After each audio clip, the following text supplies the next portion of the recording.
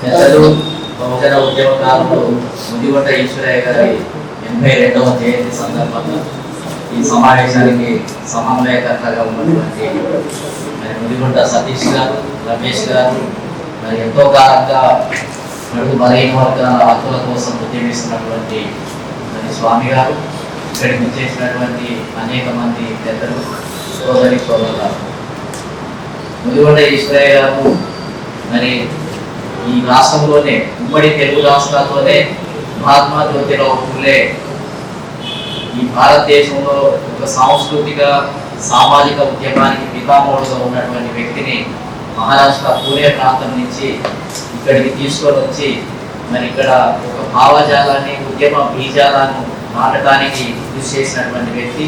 మేమందరం 1986లో మరి బహుజన ఉద్యమాల్లోకి రావడం జరిగింది.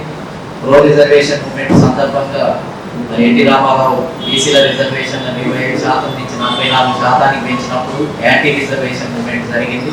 అప్పుడు కొండలక్ష్మణ్ బాబుజీ గారు, బొజ్జా తారకం, సుందరయ్య యాదవ్, శేషన్ గారు వీళ్ళందరం కలిసి మేము ఉస్మానియా యూనివర్సిటీలో ఈ బీసీ ఉద్యమాలు, బహుజన ఉద్యమాలు అంటే అప్పుడు రావడం జరిగింది. కానీ ముదిగొండ ఈశ్వరయ్య గారు అంతకుముందే మరి రాష్ట్రంలో మహాత్మా జ్యోతిరావు ఫులే యొక్క జయంతోత్సవాలను జరుపుతూ ఆయన రాసినటువంటి గులాంగిరి అనేక పుస్తకాలను పరిచయం చేస్తూ ఆయన ఉద్యమ కార్యక్రమాలను ఈ రాష్ట్రంలో నిర్వహించడం జరిగింది. ఆ తర్వాత మేమందరం ఈ ఉద్యమాల్లోకి వచ్చిన తర్వాత ఈశ్వరయ్య గారు ఇంతకుముందే ఇక్కడ ఇలాంటి భావజాలాన్ని వ్యాపింపజేశారు అని విని చాలా సంతోషపడ్డాం.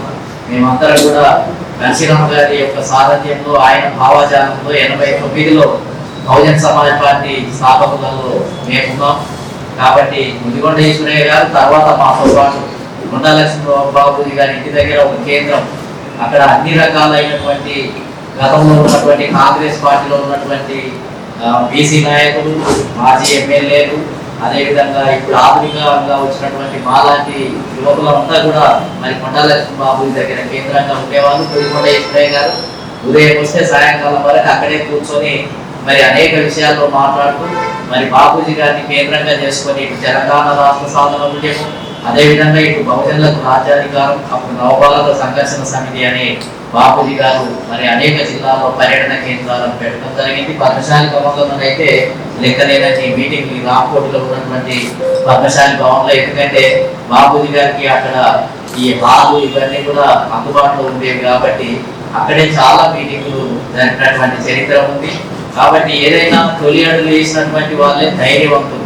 ముందుగా ఈ సమాజాన్ని ఢీకొనడానికి, ఈ అగ్రకుల ఆధిపత్యాన్ని ప్రశ్నించడానికి ముందడుగు వేసినటువంటి వాళ్ళకే ఈ చరిత్రలో స్థానం ఉంటుంది. తర్వాత వచ్చిన వాళ్ళు దాన్ని కంటిన్యూ చేసినా కానీ ఆ విధంగా ఆలోచించి ఆ పరిపక్వతను సాధించి ఈ రాష్ట్రంలో మహాత్మా జ్యోతిరావు ఫులే యొక్క ఉద్యమం యొక్క అవసరం ఉంది. దాని ఆధారంగా బహుజనులు ఏకం కావాలి అనే భావాజాలంతో మరి ఆ ఉద్యమ కార్యక్రమాన్ని ప్రశ్నించడం జరిగింది. కాబట్టి ఆ తర్వాత ఎల్లపోయిన సత్యనారాయణ గారు, ముదిగొండ ఈశ్వరయ్య గారు రాష్ట్రం అంతా కూడా అనేక మీటింగ్లు పెట్టి మేము ఒక పక్క బహుజన సమాజ ఉద్యమంలో మేము పనిచేస్తుంటే వీళ్ళు సైడ్ బై సైడ్ అదే మరి ఇదే భావజాలంలో వాళ్ళు ఉద్యమించినటువంటి చరిత్ర కూడా ఉంది. ఏదేమైనా ఈ రాష్ట్రంలో మరి బలమైనటువంటి మార్పు అయితే రావాల్సినటువంటి అవసరం ఉంది. ముదిగొండ ఈశ్వరయ్య గారు ఏదైతే కోరుకున్నారో ఈ రాష్ట్రంలో బహుజనులు పరిపాలించాలి, బీసీలు 50% ఉన్నారు, 50%గా ఉన్నటువంటి బీసీలు ఈ రాష్ట్రానికి ఒకసారైనా ముఖ్యమంత్రులు కావాలనే తపన, అవే ఆవేదన బలంగా ఉండేది. ఎంతకాలము ఈ రెడ్డి సామాజిక వర్గమా, కమ్మ సామాజిక వర్గమా, రెండు కులాల, లేకపోతే కేవలం కొద్దిమంది ఆధిపత్య కులాలే ఈ రాష్ట్రాన్ని ఏకదాటిగా పరిపాలిస్తున్నాయి. ఏ పార్టీ వచ్చినా అగ్రకులాలనే ముఖ్యమంత్రులుగా చేస్తున్నారు. ఇదే బానిసత్వం అనే ఆవేదన ముదిగొండ ఈశ్వరయ్య గారు బలంగా ఉండేది. ఆ విధమైనటువంటి వారు కోరుకున్నటువంటి సమాజం ఇవి ఈనాటికి కూడా చేరుకోలేదు. ఈనాటికి సంఖ్యాపరంగా చూస్తే తెలంగాణలో కానీ ఆంధ్రప్రదేశ్లో కానీ లక్షలాది మంది కార్యకర్తలు ఉన్నాం, మేధావులు ఉన్నాం, లాయర్లు ఉన్నాం, బహుజనం ఉద్యమంలో పాల్గొంటున్నాం. కుల సంఘాలు కూడా అనేక సంఘాలు వచ్చాయి. ఆ పూలే ఆధారంగా కూడా వందల వేల సంఘాలు పుట్టుకొచ్చాయి. పార్టీలు కూడా బహుజన దృక్పథం కలిగినటువంటి పార్టీలు కూడా ఢిల్లీలో దాదాపు వందల కొద్ది రిజిస్ట్రేషన్ అయ్యాయి.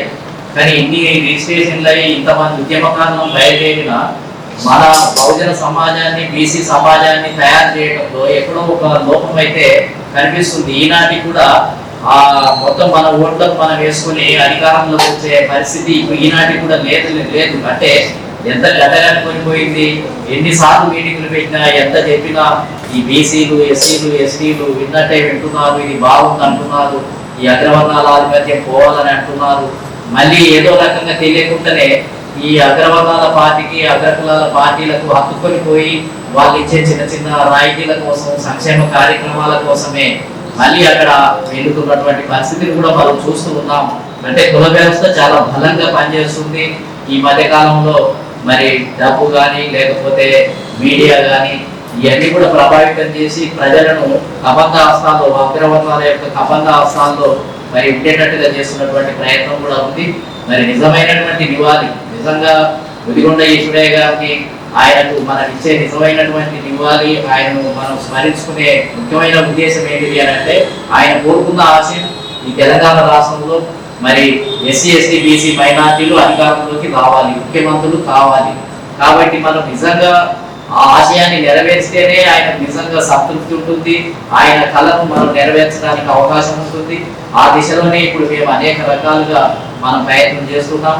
చూడటానికైతే బీసీలు 52% ఉన్నాం, కానీ విడివిడిగా ఉన్నాం. ఏ లాభం ఉంది? పద్మశాలీల మీటింగులు, యాదవ మీటింగులు, గౌడ రజక నాయకులు ఎవరి కాలు విడివిడిగా పెట్టుకుంటాం. మళ్ళీ ఓటేసే సమయానికి వచ్చేటప్పటికి ఒకరి మధ్య ఒకరికి ఐక్యత లేదు. అంటే జనాభా ఎంత ఎక్కువగా ఉన్నా ఉపయోగం లేదు. ఐక్యత లేకపోతే ఓటేసుకోవాలనే ఒక కాన్సెప్ట్ కనుక బిల్డప్ కాకపోతే పోలింగ్ స్టేషన్ పోయి ఓటేసేటప్పుడు కూడా ఎవరు చూడరు, ఏ అగ్రవర్ణాలు చూడరు. కానీ పోలింగ్ స్టేషన్ పోయి స్టార్ మార్కులు వేసే ఓటు కూడా కరెక్ట్ గా ఈ అగ్రకులాల పార్టీలకు అగ్రకులాల అభ్యర్థులకే ఓట్లు వేసి 6 మళ్ళీ గెలిపించే పరిస్థితి. చదువుకున్న వాళ్ళు కూడా, నేను చెప్పేది ఏంటంటే చదువుదాన్ని వాళ్ళు చేస్తున్నారని అన్నారు.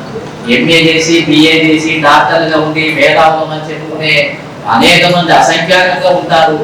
రోజు మీటింగ్లు పెడతారు, రోజు చాలా మాట్లాడతారు, ఎట్లా ఆధిపత్యం గురించి మాట్లాడతారు, అసెంబ్లీలో 40 మంది ఎట్లున్నారా అని మాట్లాడతారు. తీర ఎన్నికలు రాగానే పోయి కంట్రోల్ కప్పించుకుంటారు, అగ్రకులాల తోటి గడ్డలు ఇచ్చుకుంటారు.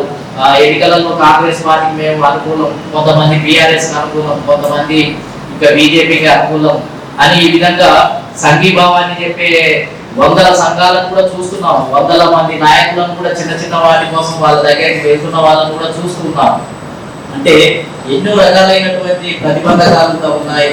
ఒకరి మీద పైకి చూస్తేనేమో పద్మశాలీలు, గౌడులు, యాదవులు, బీసీలంతా సోదరులు అని చెప్పుకుంటుంటాం. కానీ అంతర్గతంగా ఒక కులం మీద ఇంకొక కులానికి ఏదో కొంత తేడా ఉన్నట్టుగా ఓట్లు వేయడానికి వచ్చినప్పుడు వీళ్ళు వాళ్ళకి వేయకపోవడం, వీళ్ళు వీళ్ళకి వేయకపోవడం, అంటే ఒక సోదరభావం అనేది డెవలప్ కాలేదు.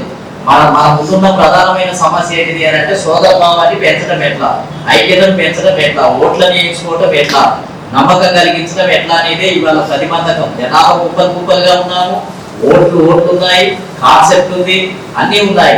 కానీ సోదరభావం లేకపోవడం వల్ల ఎవరి మిత్రులు ఎవరి శత్రువులు తెలియకపోవడం వల్ల మన వర్గాలే గందరగోళంలో ఉండి అగ్రకులాలే శాశ్వతంగా వాళ్ళే పరిపాలించే విధంగా వాతావరణం సృష్టించబడ్డది. ఇప్పుడు మనమంతా రాజకీయ బానిసలుగానే ఉన్నాం. ముదిగొండ ఈశ్వరయ్య గారి తర్వాత కూడా రాజకీయ బానిసత్వం కొనసాగుతూనే ఉంది. దాన్ని ఛేదించడం కోసమే మనమందరం కూడా ప్రయత్నం చేస్తున్నాం. ఎవరి శక్తి మేరకు ఎవరి చేతనైనంత వాళ్ళు మనం కష్టపడుతూనే ఉన్నాం. కానీ ఏదో ఒక రోజైతే వస్తుంది, సమాజం ఒడ్డుపోదు, ఒక తర్వాత నాయకత్వం సృష్టించబడుతుంది, ఏదో ఒక రోజు బలమైన నాయకత్వం వస్తుంది.